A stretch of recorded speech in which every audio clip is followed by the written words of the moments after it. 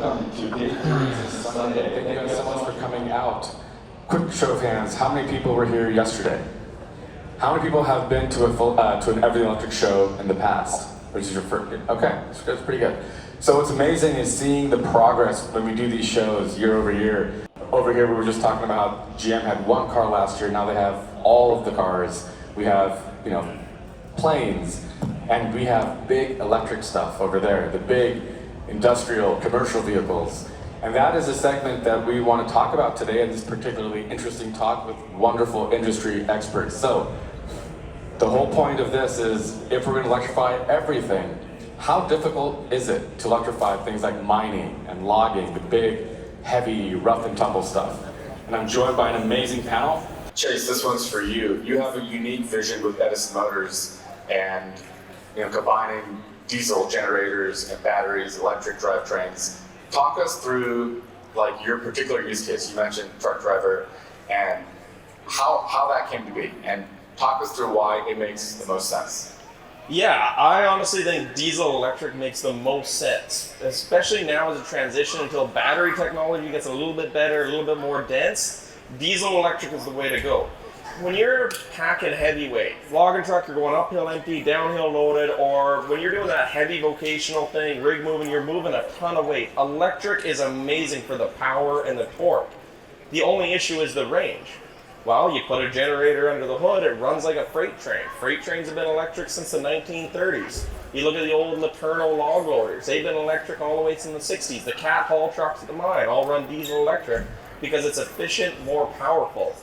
And even when you look at it, we focus hard on going to 100% zero for light duty applications. Well, a light city delivery van may use 100 liters of fuel per day. Well, you electrify that, you take 100 liters of fuel out from being burned. Then heavy vocational trucks can burn 700, 800 liters of fuel a day. If you can cut down that fuel consumption by 30%, 40% with a more efficient powertrain, that 30-40% reduction with a hybrid is actually more than 100% reduction with a light duty. That is very interesting. It's a good point. Sandy, any thoughts on that?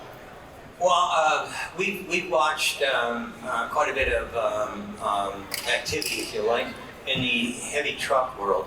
I really am impressed with Edison, and that's why on the last show I tried to, or actually on our video, I'm trying to get these guys to get some more money so they can get their product out into the marketplace. I think that this idea, other people have heard me say that hybrids in a car are going to be the pet rocks of the future.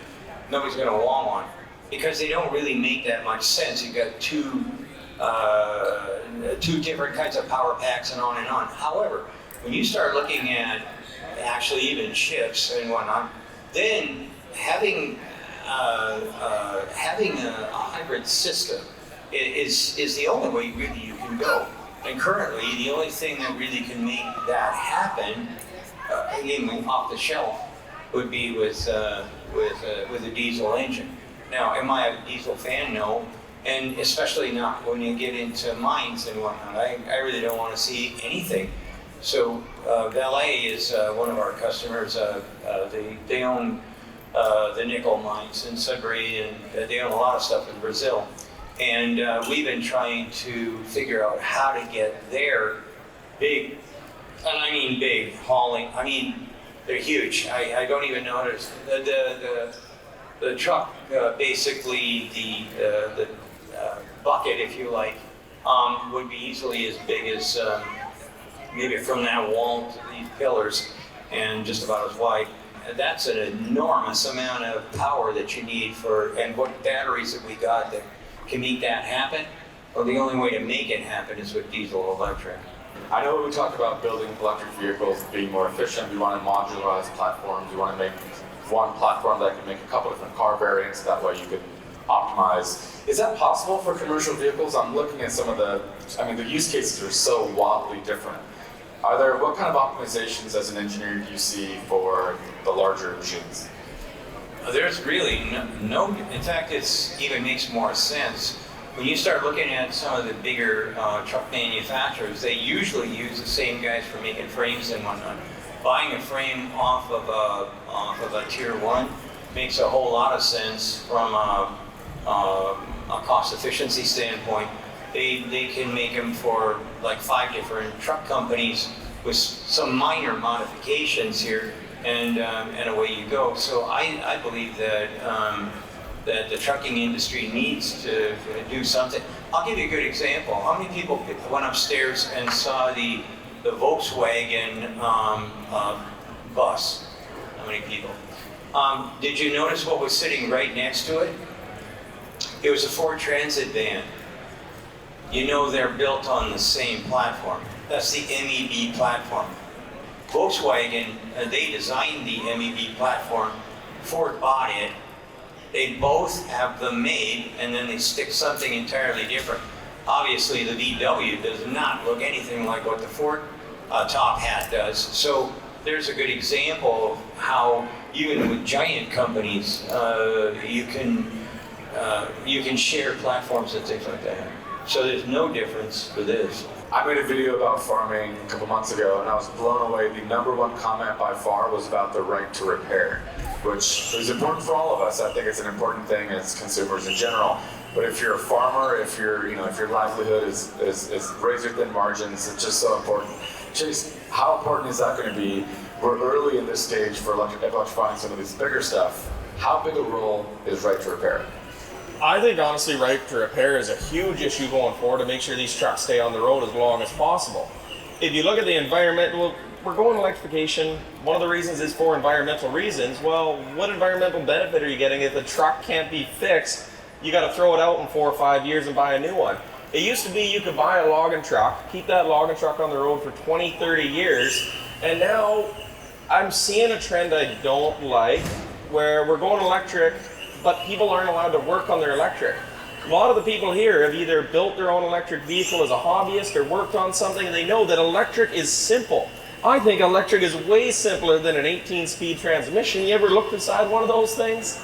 You see it. It's like, when we hauled logs into the mill, we were unloaded by a diesel electric Laternal log loader. It was an electric log loader made in 1967, and it still unloads 200-300 logging trucks per day. The thing just works. It's reliable and it does the job. There's no reason that electric cannot be reliable. And you see the things, well, we don't want anyone else to work on it because it's got live batteries. It's dangerous. Like, we only have our technicians because of the danger. You know what else has live power? Every sawmill in North America has live power. It's got 3-phase power. It's lockout tagout procedure. Yes, there'll be a few things that mechanics have to learn, lockout tagout, but it's learnable. There's no reason that you can't teach somebody how to work on these electric vehicles. We should get to the point where an owner-operator should be able to fix his truck. We've proven that we could build that truck with parts that we found off the shelf, basically in Merrick. There's no reason that you can't have that anymore, where you can't walk into the local parts store, grab the part you need, grab the contactor you need, the brake pot you need, throw it in there and get back to work. And it's so much more important in the trucking industry than it is for the passenger cars. Your passenger car goes down for a day, maybe you can rent a car. That logging truck goes down for a day because it needs a part that's hard to get. That's $3,000 a day that you're losing for those 2-3 days. Being able to repair is going to be so crucial to get electrification adopted and moved into mainstream. You know what? I am such a fan of right to repair. I've had arguments with the guys at Tesla. I've had arguments with everybody. It's all bullshit. We do not need to have a technician. I mean, you just mentioned, okay, it's dangerous. So's gasoline. I mean, at the end of the day, this was my opinion. This was a Harvard thing. Hey, I got another way to extract cash. And if you think it's tough for truckers, ponder this. The Department of Defense can't fix a tank that's been hit in battle because of the right to repair. That, I mean, I'm going to put my war fighters into a situation where they can't fix a Jeep. Are you shitting me? This is really something that everybody in North America should get behind. Write your congressman, senator, whatever. a parliamentarian, I don't care. Write them and tell them a note saying, hey, you know what, this is crap. This is going to only make a few people rich and everybody else poor. It's like... It's bullshit. It is. Yes. And that whole thing of it, oh, you need a specialized technician. Well, if a bunch of loggers can build that truck in a tent in Merritt, I think we proved that it's pretty fucking easy to electrify these vehicles going forward. Yeah, absolutely. Yeah, I do wonder sometimes, are we moving in the wrong direction? There's, these subscription features to cars and increasingly difficult supply chain problems to get things fixed. Well, yeah, is there like obvious or clear things we as consumers could do to make sure that we're still early? This electrification movement is early. Are there things we could do to make sure that right repair is built into the products that we buy? Vote with your dollar, yeah. Vote with your wallet. That would be great. The problem is that they all have one thing in common. They want to pick your pocket as much as possible. So here's the deal. They go to the government, which is what you need to do, and they say, oh, the average person is so stupid, and we're so smart. So we will take our technicians, and they will help them. And then they won't get killed. You don't want anybody killed, do you? Think of the children. As soon as I hear think of the children, I know exactly what's going on. And that's what you need to do. You need to tell the government, hey, you know what? These guys are full of shit. I'm plenty smart. I know for a fact that my electric car is not going to fall apart. Versus, it's as simple as that. No big explosions, no nothing. It goes around in a circle.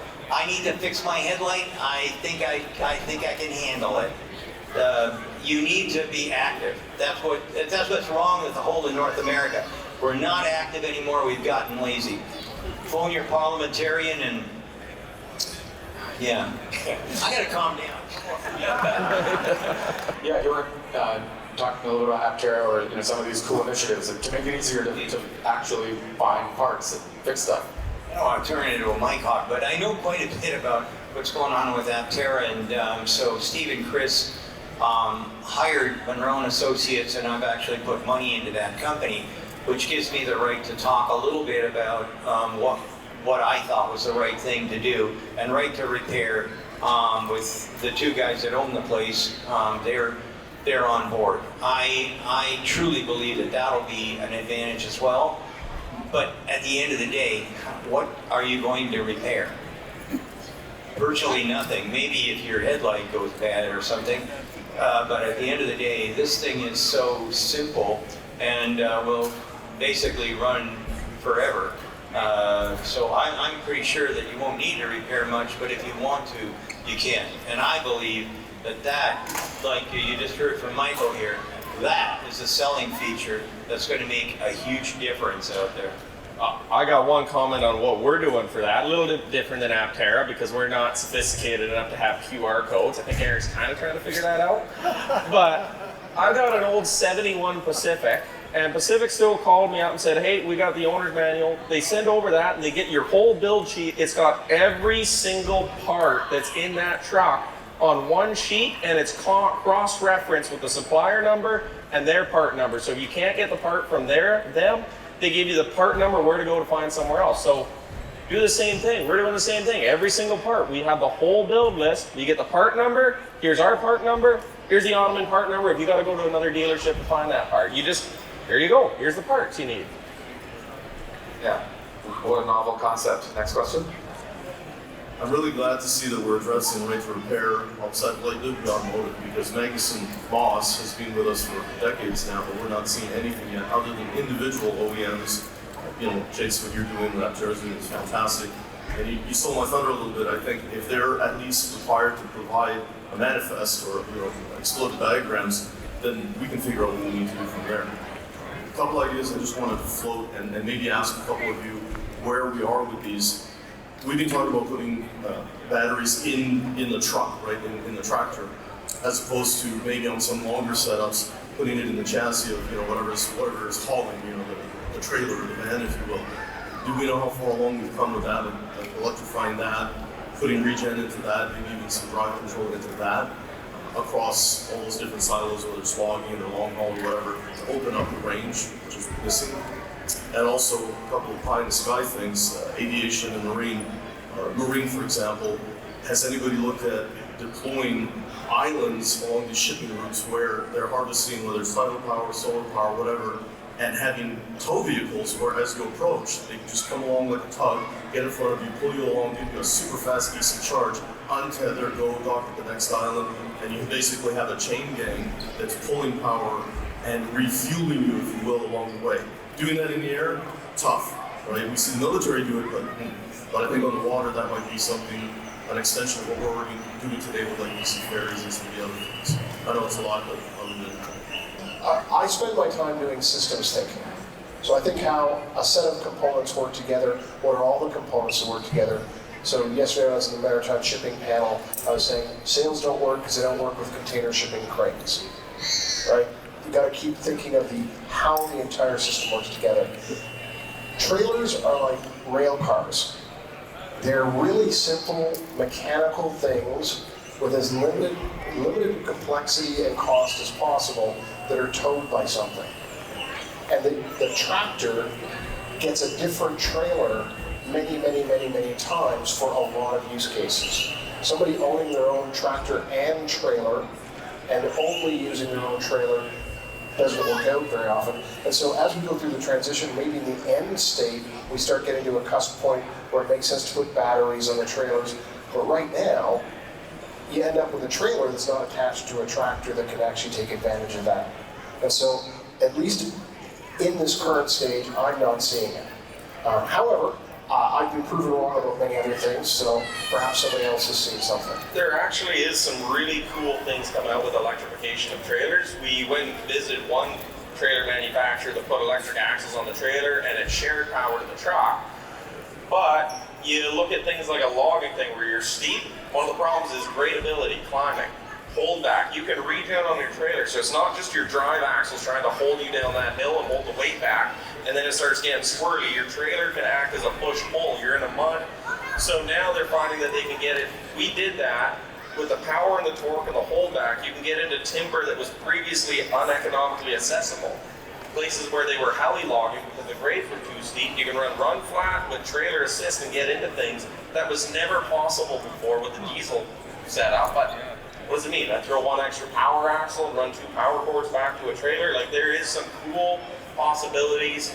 We've seen it in a mine truck where they electrified it and they actually had a little generator on the back of the trailer to act as a pusher axle. So they had batteries and a generator on this 6-trailer mine truck. That was the thing. So there's some really cool things. I think for the reason though that people swap trailers all the time in a normal application, it may be a while before we see it outside of special niche. The only thing I've ever seen that was powered that was a trailer is, again, Department of Defense stuff, and that was for a missile launcher, and that basically trailer and tractor kind of they're always the same, so they'd always hook up. And the reason for that is because lighting off and getting out of the way of a problem, if you're out of missiles and you got to get back, they needed all that they could get. That's the only time I saw that it was viable. I don't know anything about the forest except that so a lot of that stuff's good for burning, but that's about it. So yeah, there's a huge immeasurable amount of new creativity that we can think about. I love that question. That's a really interesting way of thinking about things. Airports, when you're just towing aircraft around, those things are just idling and just burning aviation fuel. There's a million things. Annabelle, are we at time? Do we have time for one more question? Chace, you're more of the everyday type of guy that I think a lot of us can relate to.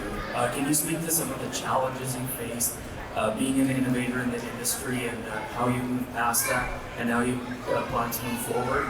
Every other company is either has existed for decades or is funded by venture capital, but you're blazing your own path.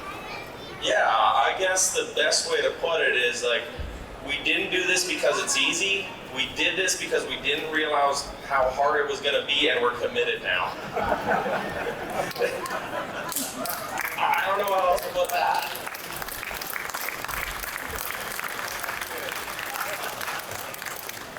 on that note, I think it is time to wrap this up. How about a round of applause for our amazing panel? Thank you guys so much for coming on all this way. Enjoy the rest of the show. See you around. All right, guys, I want to just take a couple seconds. We're not doing an ad. I just want to thank everyone that's invested with Edison Motors. You guys know we don't have venture capital. We don't have that kind of money. We told them no.